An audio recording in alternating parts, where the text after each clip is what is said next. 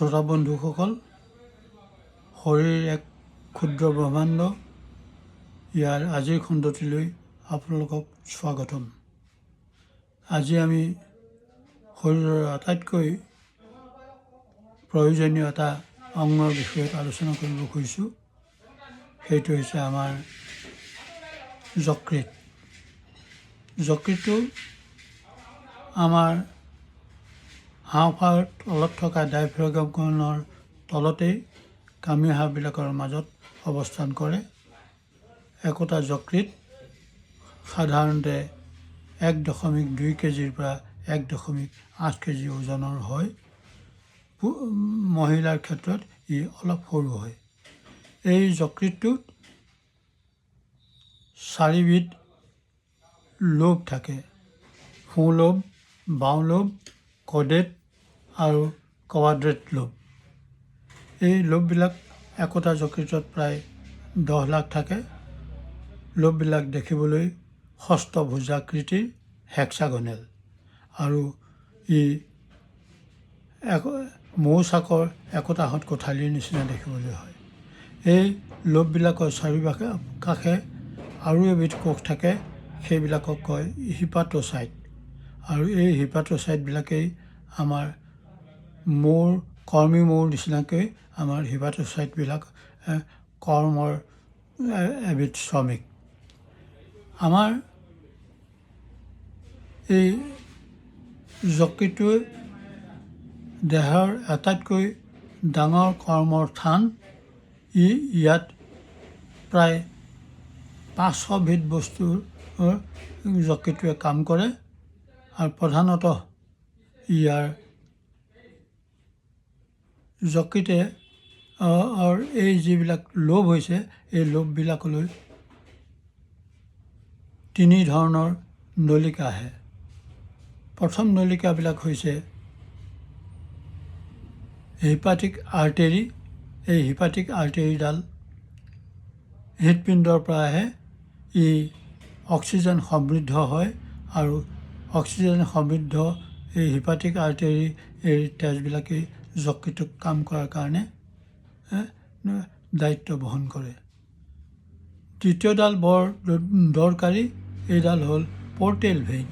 Portal ভেইনডাল খাদ্যনলীৰ পৰা যকৃতলৈ আহে আৰু এই ভেইনডালৰ মাজেদিয়ে আমাৰ খাদ্যনলীত যিবিলাক খাদ্য হজম হয় সেইবিলাকৰ আৰু তাৰ লগত যিখিনি টক্সিক পদাৰ্থ, বিষাক্ত পদাৰ্থ আছে, সেই গোটেইখিনিক লৈ আমাৰ যকৃতলৈ আনে।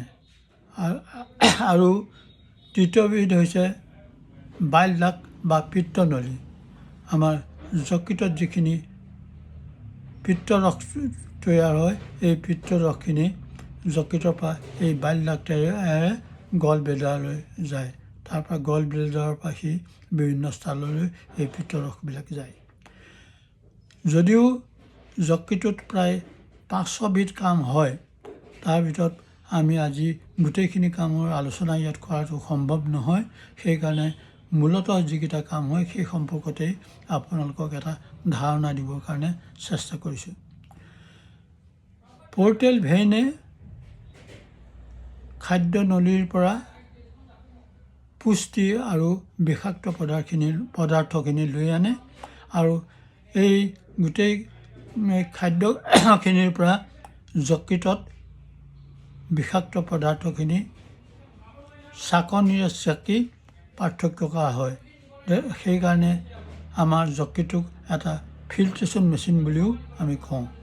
আৰু এই বিষাক্ত পদাৰ্থখিনি, টক্সিনখিনি যেতিয়া ই ফিল্ট্ৰেশ্যন কৰি বাহিৰ উলিয়াই, সেইখিনি পুনৰ খাদ্যনলীলৈ ঘূৰাই পঠিওৱা হয় আৰু খাদ্যনলীৰ পৰা ই আমাৰ ষ্টুলৰ লগত দেহৰ বাহিৰলৈ ওলাই যায়।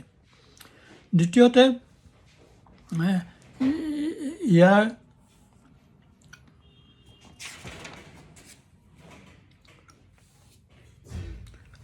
আমি খাদ্যনলীৰ পৰা যিখিনি গ্লুক'জ আহে, এই গ্লুক'জখিনি যদি জোখতকৈ বেছি আহে, যেনে ধৰক আপুনি ৰসগোল্লা খাইছে, ৰসগোল্লাত যথেষ্ট পৰিমাণে চেনি থাকে আৰু এই বেছি হোৱা যিখিনি গ্লুক'জ সেইখিনি লিভাৰে গ্লাইক'জেনলৈ পৰিৱৰ্তন কৰে আৰু গ্লাইক'জেনলৈ পৰিৱৰ্তন কৰি ই তাৰ ভিতৰতে সাঁচি ৰাখে আৰু যেতিয়া আমাৰ কিবা কাৰণে গ্লুক'জৰ অভাৱ হয় তেতিয়া এই গ্লাইক'জেনখিনি পুনৰাই গ্লুক'জলৈ পৰিৱৰ্তন কৰি এই দেহৰ বিভিন্ন স্থানলৈ এই কাম কৰিবৰ কাৰণে পঠিয়াই দিয়ে।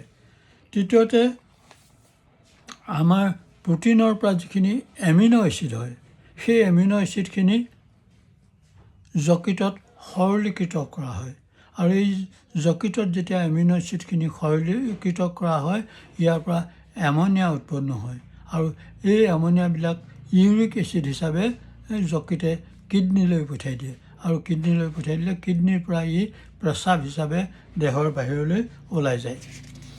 তাৰপিছত আমাৰ দেহত যেতিয়া কটা চিঙা হয় তেতিয়া দেহৰ পৰা সেই তেজখিনি বাহিৰলৈ ওলাবলৈ ধৰে। কিছু সময়ৰ পিছত সেই তেজখিনি গোট মাৰে। এই গোট মৰাৰ যিটো প্ৰক্ৰিয়া সেই প্ৰক্ৰিয়াটো প্লাজমা নামৰ এবিধ কোষে কৰে। এই প্লাজমাখিনিও কিন্তু যকৃতেই উৎপন্ন কৰে। যদি যকৃতে প্লাজমা উৎপন্ন কৰিব নোৱাৰে তেতিয়াহ'লে আপোনাৰ কটা ঘাই টুকুৰাৰ পৰা তেজ ওলোৱাটো বন্ধই নহ'ব। সেইকাৰণে ই এটা প্লাজমা উৎপন্নকাৰী যকৃত এটা মেচিন। তাৰোপৰি যকৃতৰ ভিতৰত এটা বিশেষ কোষ থাকে, সেই কোষটোৰ নাম হৈছে কাফাৰ চেল। ই তেজত থকা বেক্টেৰিয়া আৰু অন্যান্য বিষাক্ত পদাৰ্থৰ লগত যুঁজ দিবলৈ সক্ষম হয়। তাৰোপৰি যকৃতে কলেষ্ট্ৰল আৰু এবিধ বিশেষ প্ৰটিন লাইপ'প্ৰটিন গঠন কৰে আৰু কলেষ্ট্ৰলবিলাক গঠন কৰাৰ কাৰণে এই কলেষ্ট্ৰলবিলাকে আমাৰ চৰ্বিৰ দেহৰ বিভিন্ন স্থানলৈ নিয়াত ই সহায়ক হয়। তাৰোপৰি ই পিত্তৰস উৎপন্ন কৰে আৰু পিত্তৰস উৎপন্ন কৰাৰ লগে লগে আমাৰ দেহত প্ৰতিদিনে বহুতো কোষ মৃত্যুমুখী হয় আৰু এই মৃত্যুমুখী যিবিলাক কোষ হয় সেইবিলাক যকৃতে ভাঙি সৰলীকৃত কৰে আৰু সৰলীকৃত কৰাৰ পিছত সেই সৰলীকৃত কোষবিলাক খাদ্যনলীলৈ পঠিয়াই দিয়ে আৰু খাদ্যনলীৰ পৰা ই আমাৰ পায়খানাৰ লগত দেহৰ বাহিৰলৈ ওলাই যায়। এই ধৰণৰ বিভিন্ন কামবিলাক আমাৰ যকৃটোৱে নিঃশব্দে নিৰলে সদায় কৰি আহিছে। এই যকৃতক আমি সাৱধানে ৰখাৰ অতি প্ৰয়োজন। ইয়াৰ কাৰণে আমি অত্যধিক মদ্যপানৰ পৰা বিৰত থাকিব লাগে। অত্যধিক যদি মদ্যপান কৰোঁ আমি আগতে উল্লেখ কৰা যি 4বিধ লোভ আছে আৰু যিবিলাক হিপাট'চাইট আছে এই লোভবিলাকৰ ওপৰত এটা চামনি পৰে আৰু হিপাট'চাইট চেলবিলাকো মৰি যায় আৰু এই লোভবিলাকৰ চাৰিওকাষে যেতিয়া চামনি পৰে তেতিয়া আমাৰ লিভাৰটোৰ যিটো স্পঞ্জি নেচাৰ স্থিতিস্থাপকতা গুণ সেইটো নাইকিয়া হয় আৰু তাত এটা স্কাৰ পৰে। তেতিয়াই আমি এইটোক চিকিৎসকৰ ভাষাত চিৰ'চিছ হোৱা বুলি কওঁ। তাৰোপৰি এই কামটো হোৱাৰ লগে লগে এই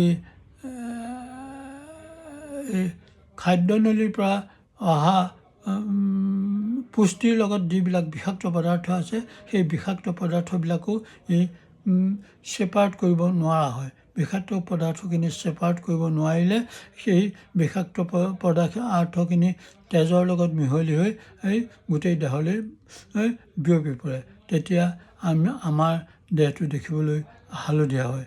ইয়াকে আমি জণ্ডিছ বুলি কওঁ।